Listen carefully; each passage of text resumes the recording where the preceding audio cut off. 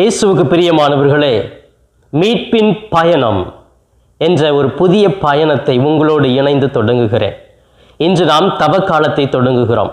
இந்த தவக்காலத்தில் வருகிற 40 நாட்களிலே நாம் என்ன சிந்திப்பது, எப்படி தியானிப்பது, பல்வேறு காணொளிகள், பல்வேறு மறையுரைகள் கேட்டுக்கொண்டிருக்கிறோம்.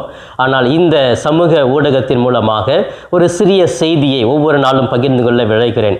எனவே மீட்பு நம் ஒவ்வொருவருக்கும் ஒவ்வொரு நாளும் கிடைக்கும். எப்பொழுது கிடைக்கும் என்றால் இந்த நல்ல பண்புகளை நமது வாழ்க்கையில் கடைபிடிக்கிற பொழுது. எனவே இந்த மீட்பின் பயணத்திலே முதல் நாளிலே மனம் திரும்பு என்ற கருத்தை முன்வைக்கிறேன். மனம் திரும்பினால் நிச்சயமாக இறைவன் நம்மை ஆசீர்வதிப்பார். மனம் திரும்புவதற்கு நமக்கு என்ன தேவை? நம்முடைய உடலிலும் உள்ளத்திலும் ஒரு தூய்மையான ஒரு இதயம். அப்படி இருந்தால் மனம் திரும்பலாம். எனவே மனம் திரும்பி இயேசுவினிடத்திலே வருவதற்கு சிறப்பாக இந்த நாளிலே நாம் நெற்றியிலே திருநீற்றை பூசி சொன்னோம் இல்லையா? மனம் திரும்பி அன்பானவர்களே, மீட்பின் பயணத்தில் 2வது நாளிலே உங்களை சந்திப்பதிலே மகிழ்ச்சி. மீட்பின் பயணத்தில் இன்று நாம் சிந்திக்க இருக்கிற தலைப்பு கடவுளிடம் திரும்பு.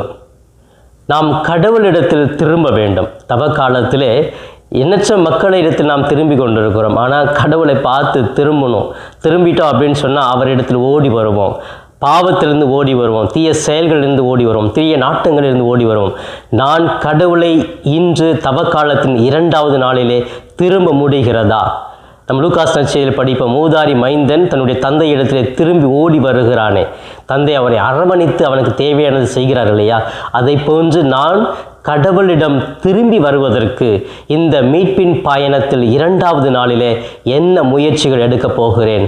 கடவுளிடத்திலே நான் அவருடைய ஆலயத்திற்கு செல்வது, நற்கரணை ஆராதனை முன் அமர்ந்திருப்பது, ஜெபமாலை ஜெபிப்பது, இப்படிப்பட்ட ஆன்மீக காரியங்கள் செய்கிற பொழுது நான் கடவுளிடம் திரும்புகிறேன் என்பதை புரிந்து மீட்பின் பயணம். பிரியமானவர்களே, இந்த மீட்பின் பயணத்தின் 3வது நாள் உங்களை சந்திப்பதிலே மகிழ்ச்சி.